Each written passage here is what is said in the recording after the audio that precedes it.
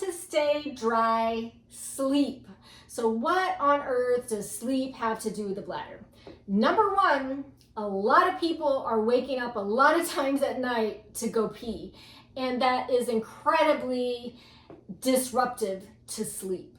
Sleep is really important for our bodies to help our bodies recover and repair and restore and revive for the next day, to help us get through everything that our bodies need to do that next day. And if you're regularly disrupting that sleep, that can make a difference in how you function the next day, and that can make a difference in your pelvic health and your bladder.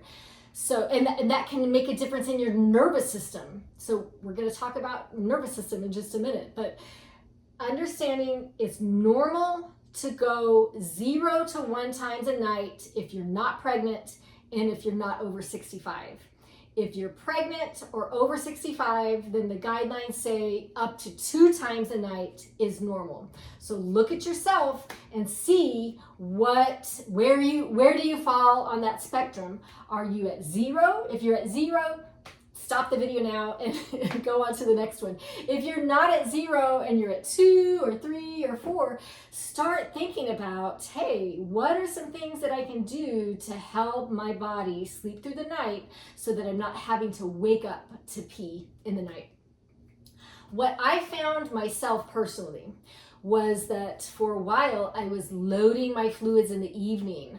I was so busy throughout the day, I wasn't drinking enough, but then I was thirsty in the evenings, and so I'm chugging, and then that's making me get up several times a night. I'm like, I don't feel as good. I'm more tired, and I don't want to wake up in the middle of the night. So when I started spacing my fluids better throughout the day, that made a difference on myself and many of my patients.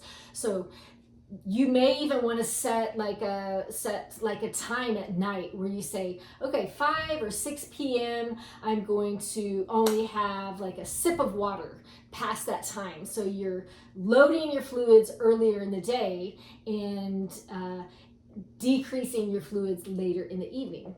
Also thinking about possible bladder irritants that you may be ingesting, especially late afternoon and late evening. If you're loading up on things that you know are irritating your bladder, like possibly tomato-based products or spicy foods or acidic foods or a lot of citrus or coffee or tea or alcohol, these are all things that are bladder irritants for some people, and so reducing or eliminating those, especially later in the day, may help you sleep through the night.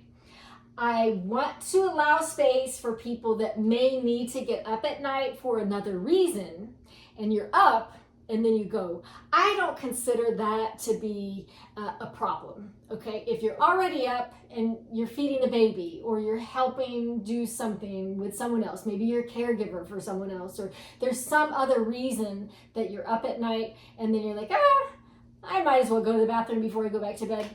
I don't consider that to be a problem. So don't worry about that. And I also don't want you to stress. Let's say you are a person that's going 5 or 6 or 7 times a night. Don't stress in the night.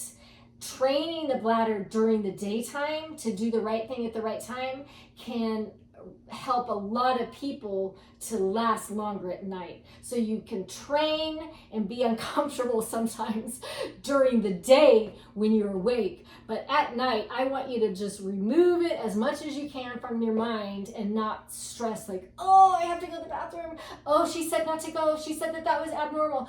Well, yes, it is not healthy in general, and ideally you're going 0 to 1 times a night unless you're one of those outliers. But if you have to go to the bathroom at night and you go 3 times, I don't want you laying awake at night in bed thinking, oh man, I've got to do all these things so that I don't pee again tonight. Do what you need to do. Worry about the other things during the daytime.